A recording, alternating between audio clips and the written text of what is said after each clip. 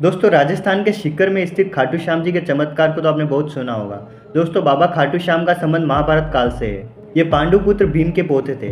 ऐसा कहा जाता है कि खाटू श्याम जी की शक्तियों से खुश होकर श्री कृष्ण ने उन्हें कलयुग में अपने नाम से पूजने का वरदान दिया था। भारत में कृष्ण भगवान के मंदिरों में से यह सबसे ज्यादा प्रसिद्ध मंदिर है। खाटू श्याम जी को कलयुग के सबसे लोकप्रिय भगवान माना जाता है। महाभारत के समय घटोत्कच के एक पुत्र हुआ जिनका नाम बर्बरीक था और बर्बरीक को बचपन से ही धनुष विद्या में काफी रुचि थी। बर्बरीक को भगवान शिव ने वरदान के साथ साथ 3 अमोघ बाण भी दिए और जब महाभारत का युद्ध शुरू हुआ तब बर्बरीक भी युद्ध देखने गए। तब श्री कृष्ण ने उनसे पूछा कि वो युद्ध में किसकी तरफ से हैं। तब उन्होंने कहा कि वो हारने वाले पक्ष की तरफ से लड़ेंगे और ऐसे में श्री कृष्ण युद्ध के परिणाम को जानते थे और श्री कृष्ण को इस बात का डर सताने लगा कि कहीं युद्ध का परिणाम उल्टा ना पड़ जाए। और ऐसे में श्री कृष्ण ने बर्बरीक को रोकने के लिए उनसे दान में उनका शीश मांग लिया।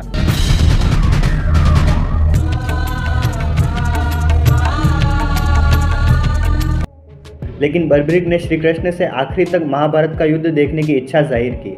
श्री कृष्ण ने उनकी इच्छा स्वीकार करते हुए उनका सिर एक पहाड़ी पर रख दिया। वहीं जब महाभारत का युद्ध समाप्त हुआ तब पांडव लड़ने लगे कि जीत का श्रेय किसको जाता है। तब श्री कृष्ण ने बर्बरीक से पूछा, बताओ कि तुमने पूरे युद्ध में क्या देखा। महात्मा बर्बरीक, हम सब एक विशेष उद्देश्य से आपकी सेवा में आए हैं।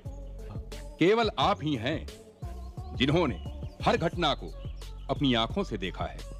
कृपया हमें यह बताइए, इस युद्ध में किसका क्या योगदान रहा और कौन है जिसे हम इस युद्ध का नायक कहें। युद्ध में हर उस व्यक्ति का योगदान होता है जो युद्ध में भाग लेता है। मुझे तो सारे युद्ध में रणभूमि में चारों ओर वासुदेव ही वासुदेव दिखाई दिए।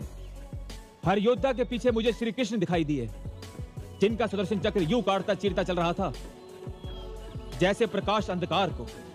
तब बर्बरीक ने कहा कि मैंने अधर्म के खिलाफ धर्म की विजय देखी। युद्ध में एक तरफ कौरव थे तो दूसरी तरफ श्री कृष्ण का सुदर्शन चक्र था।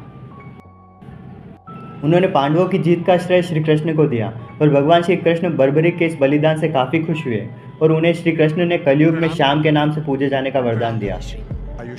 वही कलयुग में इन्हें हारे के सहारे के नाम से भी जाना जाता है। ऐसा कहा जाता है कि कलयुग की शुरुआत में राजस्थान के खाटू श्याम में उनका सर मिला और ये अद्भुत घटना तब घटी जब वहाँ खड़ी एक गाय के थन से अपने आप दूध बहने लगा। इस चमत्कारी घटना के बाद जब वहाँ खुदाई की तो यहाँ खाटू श्याम जी का सर मिला और अब लोगों के मन में ये दुविधा उत्पन्न होने लगी कि सिर किसका है और इसका क्या किया जाए। बाद में उन्होंने ये सिर पुजारी को सौंप दिया और इसी बीच उस क्षेत्र के शासक रूप सिंह को मंदिर बनवाने का सपना आया और उसके बाद यहाँ मंदिर बनवाया गया और खाटू श्याम जी की मूर्ति स्थापित की गई।